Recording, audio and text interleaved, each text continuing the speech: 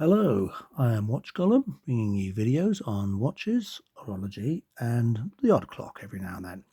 So, what I'm going to cover today, I can't stick on a time grapher. I did do a small video on it a while back, but that's to do with another watch. Now, these watches are quite popular, a little bit controversial, but well, we'll see. We'll do the video. But first of all, customary wristwatch check. This evening, I'm wearing my Pulsar solar-powered chronograph with the Seiko VS175 movement in it. I love this watch, especially at night, as it has a very, very, very good, I'll see if I can do it, I'll show you. Oops. It doesn't really show up, but the lume on it is exceptional.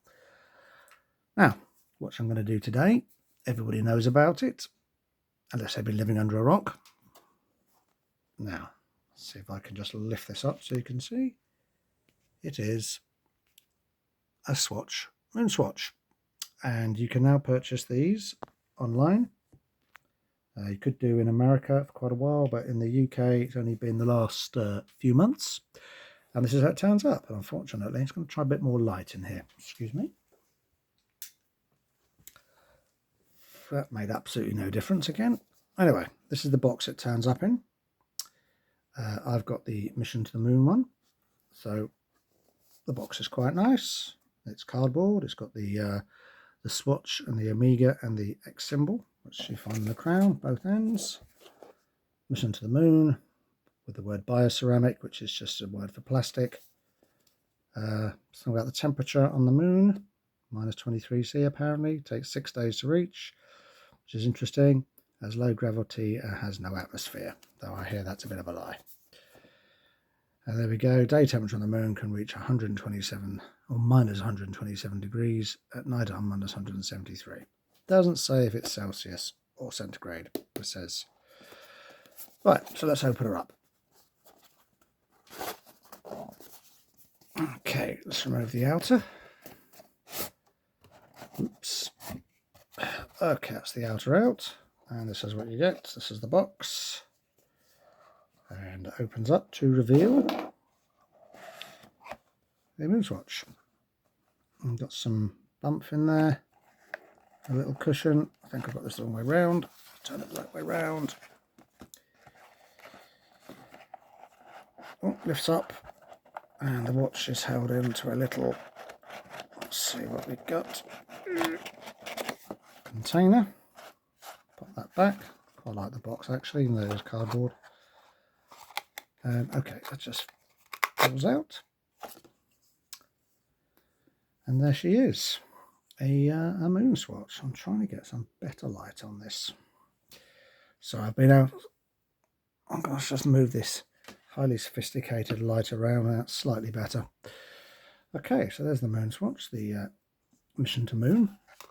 It's got the Velcro strap with the word Swatch at the top, Omega at the bottom, and a very nasty, cheap plastic bioceramic buckle.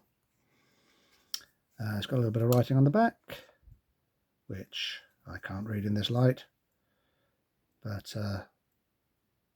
it might show up better on the video. So I'm doing this at night, so I'm talking quietly, so apologies for that. Let's do some measurements first. Let's see what thick she is. So she is, what we got there, 13mm thick, which is thicker than I'd imagine. Let's do the case size. Now, case size hard, it's an asymmetrical case, just like the original. So I can't really, if I try and do it through here, it might be easier. Okay, I'm showing 41.5, so it's probably about 41.5 thickness, or width, I should say. Distance, lug to lug. Hold on. I must do this during the day, so I've just started a new job, so my daytime is taken up. So what we got there? We have got 47mm lug to lug. Lug width. Oops, that's missed. Let's try again. Lug width, we're on 20. So, what's the stats? Velcro brace strap, which I don't really like. I might swap that out for something a bit better. like a decent, I would put a NATO on it, but some NATOs is they do make the watch a lot thicker.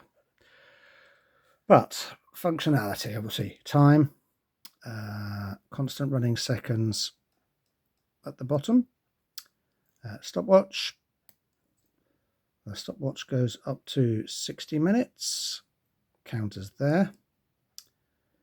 And if I remember correctly, this has a split function. So if you hit the reset button while the chronograph is running, it stops the watch. You get your tenths of a second there, measured in the top right. But the chronograph is still running, so you can then just hit it and it continues on.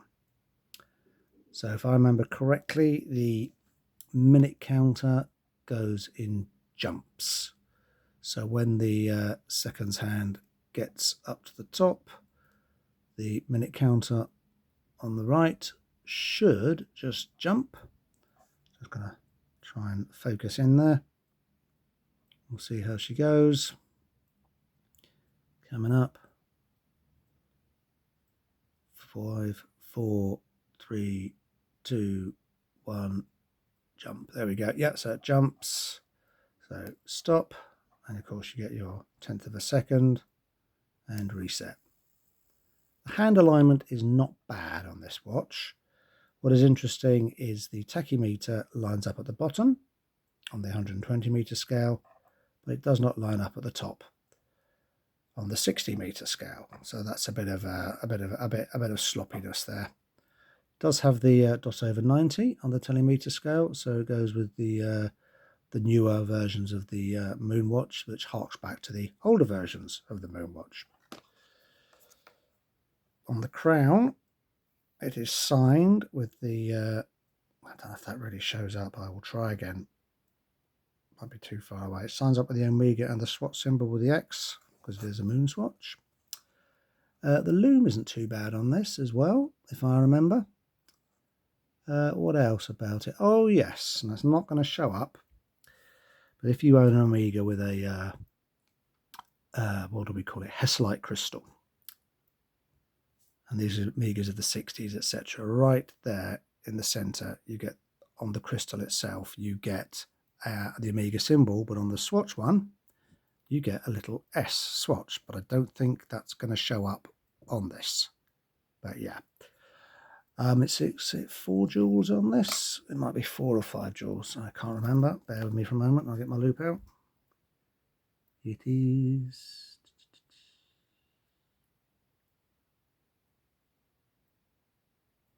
Yeah, it's 4 joules. So, I mean, these Swatch chronograph movements are pretty good, actually. They seem to last for ages. I don't know what's going to be like in the Swatch, because most of the Swatch chronograph movements I've dealt with have been in steel or aluminium cased models, so I don't know if there's any difference between them. But yeah, they seem to be relatively robust. Of course, it hacks. There's no date, so you don't have to worry about that. With 20, turning the dial through 24 hours to set the date. And yeah, so I don't like the strap. I'm going to get a canvas style strap on that, make it look a bit better. Yeah, I like it. Is it worth the money? No. Will they go down in value? Yes, but like everything else, they'll go down in value and then they'll go back up in value. So you can decide, it's your money. But yeah, I mean, as a watch goes, I own a couple of Speedmasters anyway. I've got they're both automatic. Got a Speedmaster 125 from 1973, and I've got a 1978 Mark 4.5 with the Lemania 5100 movement. They are awesome watches, incredibly reliable, incredibly accurate. And I will get a Speedmaster Professional one day. What I will do with this, I don't know. I may keep it, I may sell it. I don't know. Anyway, so that's this video. Thanks for watching. Please click and subscribe, and I'll see you on the next video.